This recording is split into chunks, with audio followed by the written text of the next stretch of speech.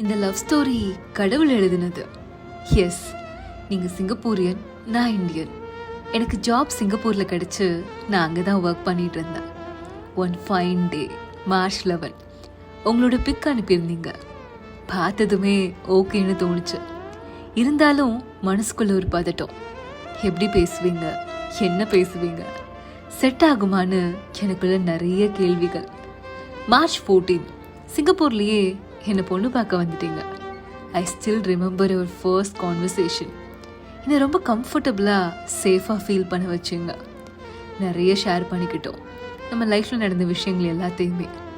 நீங்கள் முதல்ல வந்ததுமே உனக்கு என்ன பிடிச்சிருக்கா, நீ உன் லைஃப்பில் என்ன ஆசைப்படுறேன்னு கேட்டீங்க.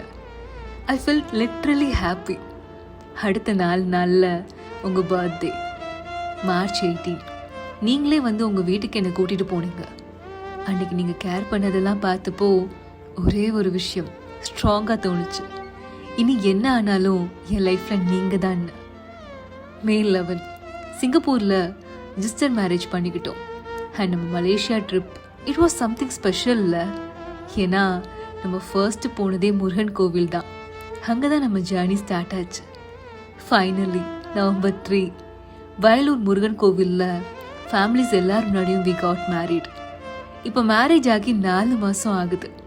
என் பர்த்டேக்கு வாங்கி கொடுத்த ஹேண்ட்பேக், வேலண்டைன்ஸ் டேக்கு நீங்கள் கொடுத்த செயின் அண்ட் ஃபோன் கேஸ்லாம் எப்போவுமே ஸ்பெஷல் தான். என்னை குழந்த மாதிரி பார்த்துக்கிறீங்க. I am blessed to have you in my life. நம்ம மீட் பண்ணி 1 year ஆகுது. It's your 33rd birthday. I wish all the happiness come in to your life. You are such a gem. என்னை எந்த ஜட்ஜ்மெண்ட்ஸும் இல்லாமல் என்னை நானாக இருக்க விடுறதுக்கு ஒரு பெரிய thanks for being there for me. இந்த லவ் அண்ட் சப்போர்ட் எப்போவுமே வேணும். Happy birthday.